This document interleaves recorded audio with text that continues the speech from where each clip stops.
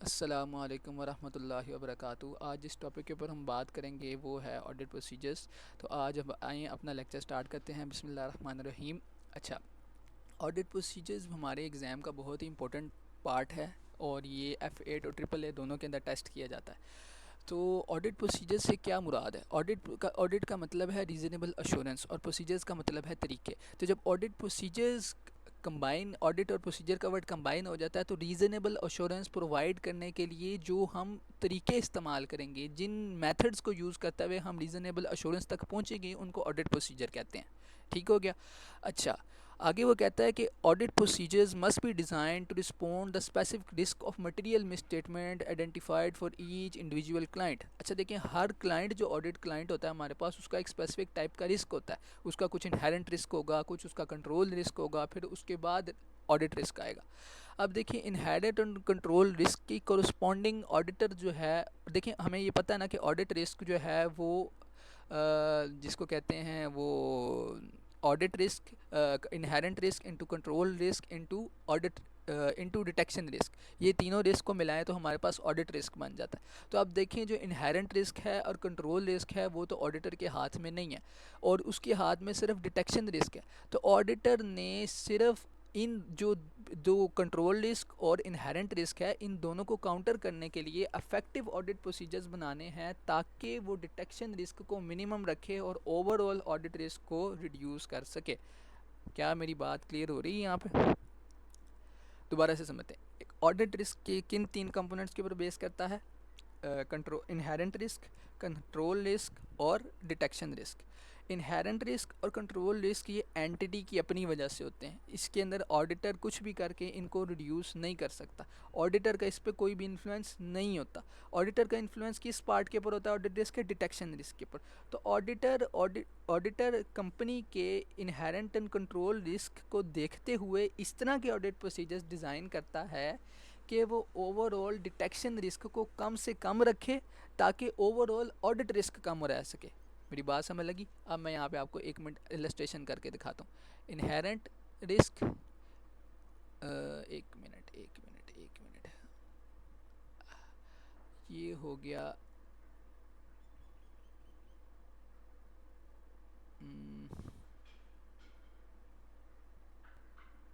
ये हो गया I into C into D into is equal to ए।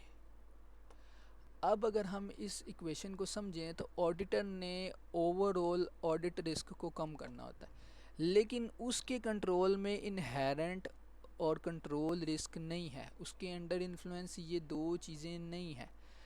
तो ऑडिटर चाहे जो मर्ज़ी कर ले, इन दोनों की वैल्यू को, अगर इसको हम मैथमेटिकल इक्वेशन के ऊपर देखें तो इन दोनों की वैल्यू को ऑडिटर कुछ भी करके कम नहीं कर सकता, लेकिन ओवरऑल ऑडिट रिस्क ऑडिटर के ऊपर ही बेस कर रहा है। Audit overall audit risk auditor का इंक्रीज़ होता है। तो अब ये दोनों उसके लिए कांस्टेंट है और उनको वो छेड़ नहीं सकता, तो वो क्या करेगा? इस डिटेक्शन रिस्क को मिनिमम रखने की कोशिश करेगा ताकि इसका ओवरऑल प्रोडक्ट जो है वो मिनिमम आए।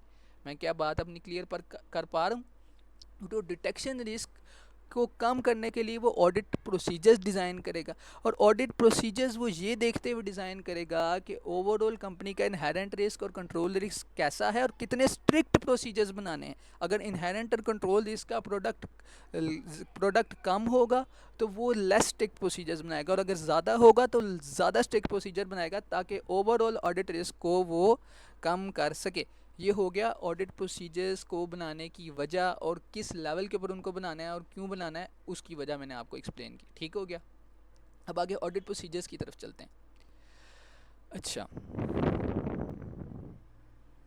ऑडिट प्रोसीजर्स, वो कहता है वो कहता है remember auditor's role is to obtain sufficient and appropriate evidence that financial statements are prepared in all material aspects with relevant financial reporting framework।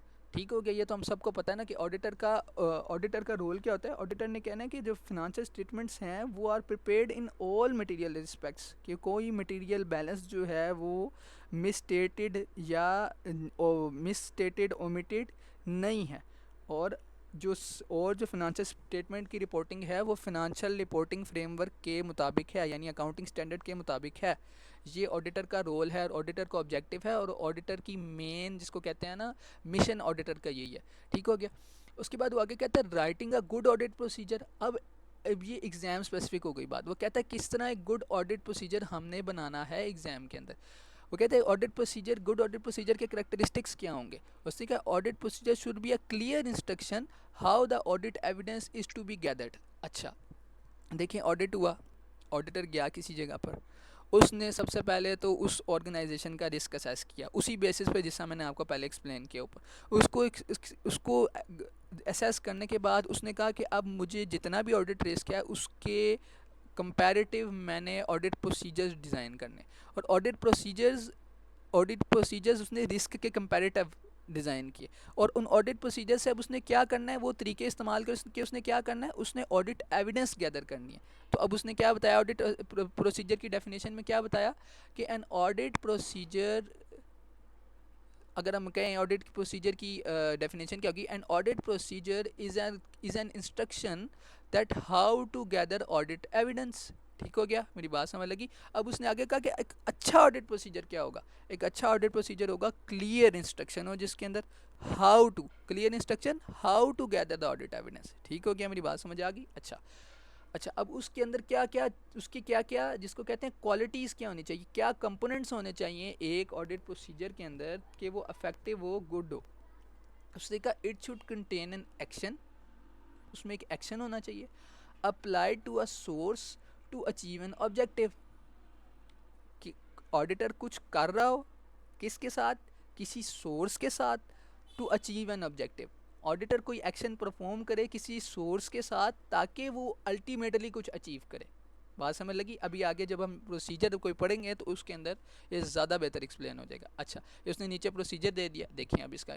अब उसने कहा कि ऑडिट, उसने गुड आंसर और बैड आंसर के यहाँ पे चेक किया। उन्होंने कहा test existence of non current asset.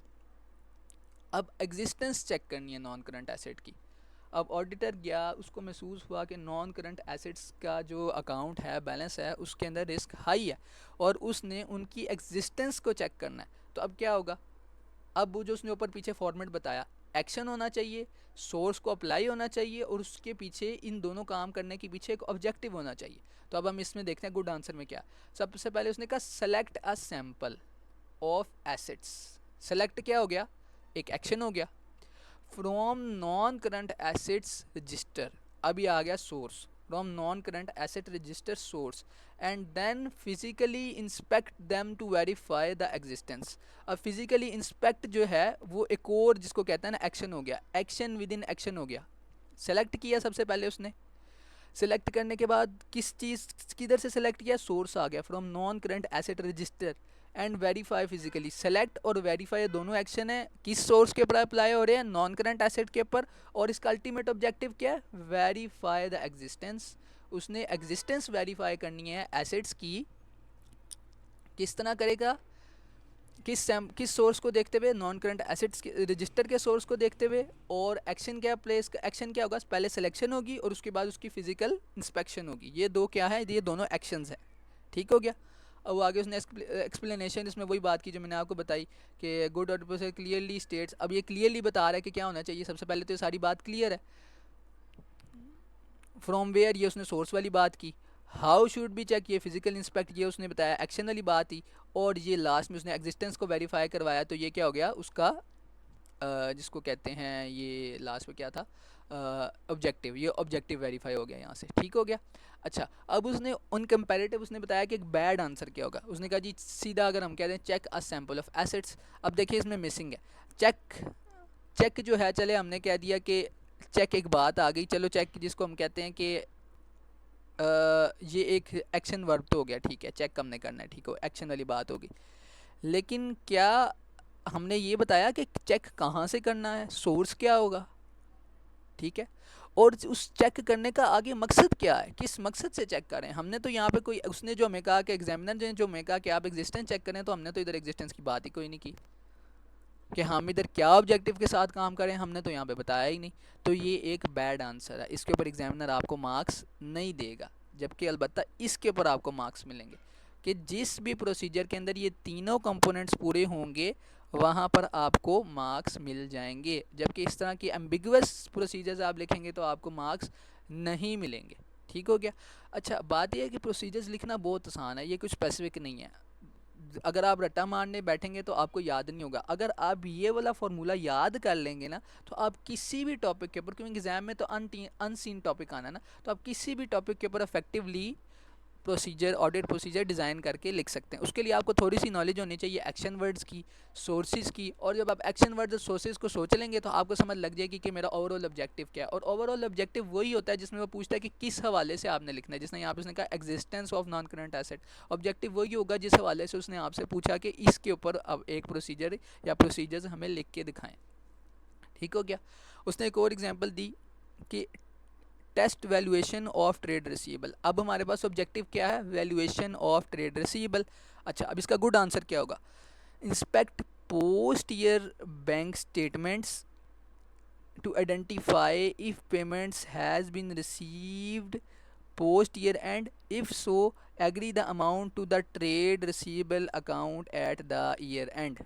अच्छा, इसमें उसने थोड़ा सा, लाजमी नहीं कि वो जो मैंने आपको स्ट्रक्चर बताया एक्शन वर्ड हो, फिर उसके बाद क्या कहते हैं सोर्स आए, और उसके बाद ही ऑब्जेक्टिव आए, इसको हम ऊपर नीचे कर सकते, लेकिन ये तीन कंपोनेंट एक प्रोसीजर में होने ज़रूर चाहिए।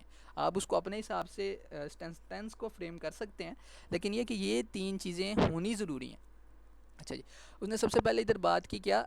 इंस्पेक्ट की बात की उसने। Inspect post year and, inspect क्या होगा? एक एक्शन वर्ब आ गया। ठीक हो गया। फिर आ गया post year and bank statements. Post year and bank statement क्या होगी हमारे पास? सोर्स हो गया। टू आइडेंटिफाई, अब ये दो एक्शन भी हो गया और सोर्स भी हो गया। आगे क्या हो गया? आगे उसने फ़ौरन क्या कर दिया? आगे उसने ऑब्जेक्टिव बता दिया, to identify if payments has been received post year end. हम क्या कर रहे हैं? हमारा हमारा मकसद क्या है? Valuation of trade receivables. Year and पे हम ट्रेड रिसीवेबल की वैल्यूएशन देख रहे हैं। तो उसको हमें कैसे पता लगा? कि उसने बताया कि सबसे पहले तो आप ये देखो कि पोस्ट ईयर बैंक स्टेटमेंट को देखो कि क्या ईयर एंड के बाद कोई पेमेंट रिसीव हुई है अपने आपके रिसीवेबल से। इफ़ सो, अगर ऐसा हुआ, अब उसने प्रोसीजर के आगे भी चला गया, अगर सो ऐसा हुआ, एंड एग्री द अमाउंट की एक, जिसको कहते हैं ना प्रोसीजर के आगे उसने प्रोसीजर की एक्सप्लेनेशन में बात कर दी। इफ़ सो एग्री, एक और एक्शन वर्ब आ गया, the amount to the trade receivable account, ये क्या आ गया? सोर्स आ गया, एट द ईयर एंड। इन दोनों का ऑब्जेक्टिव सेम ही है, ऑब्जेक्टिव सेम यही वाला है, वैल्यूएशन ऑफ ट्रेड रिसीवेबल के ऊपर ही बात हो रही है। ये एक इस वाले जुमले की भी और इस वाले जुमले की, दोनों के अंदर दो दो एक्शन वर्ब और दोनों के अंदर दो दो सोर्सेज हैं जो एक ही ऑब्जेक्टिव की तरफ हमें लेके जा रहे हैं। ठीक हो गया? अपनी बात समझ आ गई? अच्छा, अब बैड आंसर को देख लेते हैं। Perform receivable circulation for a sample of customers to confirm the balances in existence at the year end. अच्छा, परफॉर्म आप एक्शन वर्ब ले आए, रिसीवेबल सर्कुलेशन कर दिया, आप एक और एक्शन के बाद परफॉर्म रिसीवेबल सर्कुलेशन, ये एक एक्शन हो गया। For a sample of customers, एक सैम्पल ऑफ कस्टमर्स के लिए, ये आपने सोर्स बताया लेकिन ये एक बिल्कुल अम्बिगियस किस्म का सोर्स बताया।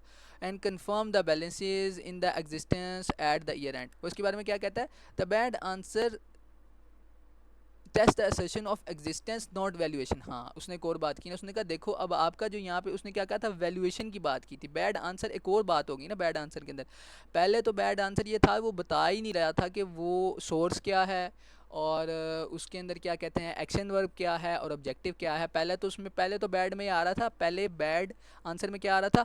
ना कोई सोर्स का कंपोनेंट ही पूरे नहीं हो रहे थे। अगर मैं आपको सही सीधे अल्फाज में बताऊँ, कंपोनेंट ही पूरे नहीं थे ऑडिट प्रोसीजर के, ना सोर्स समझ आ रहा था, ना आपका क्या कहते हैं ऑब्जेक्टिव समझ आ रहा था। अब दूसरा जो यहाँ पे उसने बैड आंसर बताया, इसके अंदर उसने, हम देख रहे हैं कि एक उसने सोर्स भी बताया, ये सैम्पल ऑफ कस्टमर्स, और उसके बाद उसने confirm the existence of existence, confirm the balance, confirm the balances are existence are in existence at the year end. वो ये बता रहा है कि आगे वो उसका ऑब्जेक्टिव भी बता रहा है, लेकिन ये बैड आंसर क्यों है? क्योंकि वो वैल्यू, वो उस असर्शन लेवल के साथ मीट नहीं कर रहा। ये जो असर्शन लेवल है ना वैल्यूएशन का, वो उसके बजाय उसने कहा कि वो वैल्यूएशन की बजाय वो तो एग्जिस्टेंस चेक करना शुरू हो गया कि वेदर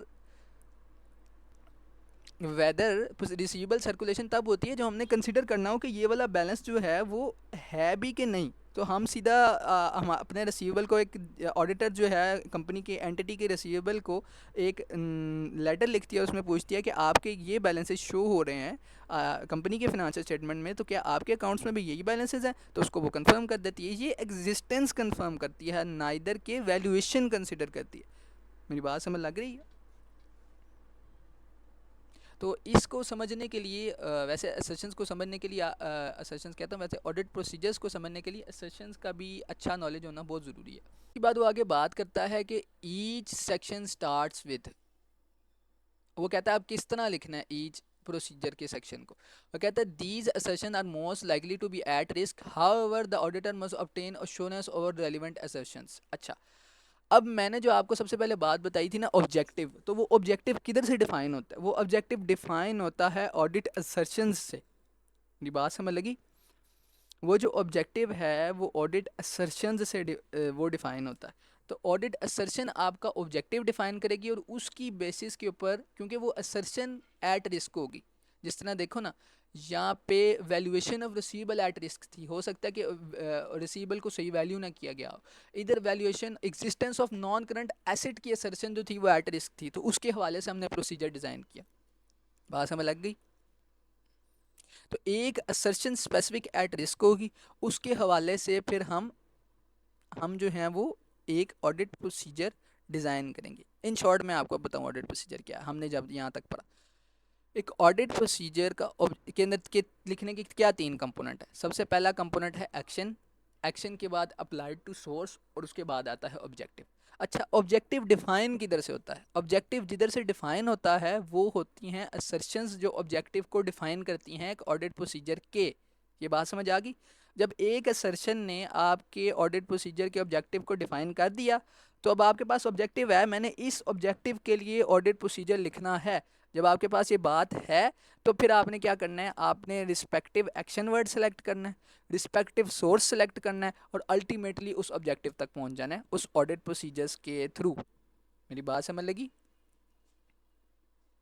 अच्छा, और उसके बाद सोर्सेज ऑफ एविडेंस की बात करें। Sources of evidence, these are the document that are likely to provide best evidence. अच्छा, अब जो मैंने आपको बताया इसी फार्मूला में जो सोर्स जिसकी हम बार बार बात करें वो सोर्स ऑफ एविडेंस है।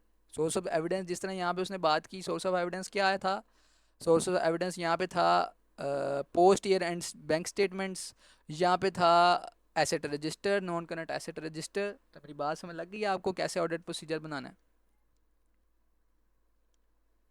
अच्छा, वही जो बात मैंने अभी की है उसने आगे जाके उसको इधर एक्सप्लेन किया है। ठीक हो गया?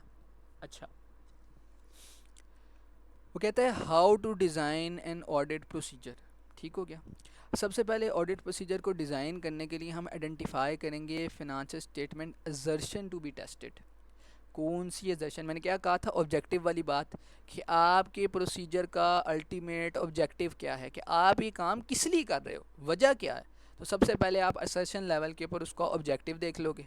ऑब्जेक्टिव देखने के बाद आप देखोगे कि अब इस ऑब्जेक्टिव को मीट करने के लिए मैं एविडेंस किधर से उठाऊंगा, यानी सोर्स क्या होगा मेरे पास। मेरी पॉइंट लिंक कर रहे हैं आपस में? मेरा सोर्स क्या होगा? वो सोर्स ऑफ एविडेंस आप ढूंढोगे, और उसके बाद वो टाइप ऑफ प्रोसीजर, ये उसने एक नई बात कर दी यहाँ पे। अब ISA 500 हमें ऑडिट प्रोसीजर्स की टाइप्स के ऊपर भी गाइडलाइंस देता है। तो अब ऑडिट हर सोर्स को एनालाइज करने के लिए डिफरेंट टाइप ऑफ प्रोसीजर्स होते हैं। जिस तरह कुछ सोर्सेज होते हैं जिन पे एनालिटिकल प्रोसीजर्स लगते हैं। एनालिटिकल प्रोसीजर्स यानी आप जो फिनेंशियल डाटा के ऊपर प्रोसीजर्स अप्लाई करके आप वैल्यूज़ को कंसिडर, वैल्यूज़ जिसमें वैल्यूज़ रिपोर्ट हो रही होती हैं, वैल्यूज़ की बेस के ऊपर प्रोसीजर बन रहा होता है, वहाँ पे एनालिटिकल प्रोसीजर्स लग रहे होते हैं। तो इसने नई बात की कि टाइप ऑफ प्रोसीजर्स हम ISA 500 से गाइडलाइन लेते हैं उसके लिए। ठीक हो गया? तो अल्टीमेटली हमारी बात किधर आके पहुंची? हमारी बात इधर आके पहुंची कि एक अफेक्टिव ऑडिट प्रोसीजर लिखने के लिए उसमें तीन कंपोनेंट होने चाहिए। सबसे पहले है एक्शन, उसके बाद action applied to source, source के बाद होना चाहिए ऑब्जेक्टिव। और ऑब्जेक्टिव किधर से डिफाइन होता है? ऑब्जेक्टिव डिफाइन होता है असर्शन लेवल से, कि कौन सी असर्शन हम अल्टीमेटली टेस्ट करने जा रहे हैं। ठीक हो गया? जोन सी असर्शन हम अल्टीमेटली टेस्ट करने जा रहे हैं उससे रेलिवेंट फिर हम सोर्स उठाते हैं, और उसी से रेलिवेंट हम फिर एक्शन वर्ड यूज़ करते हैं। ठीक हो गया?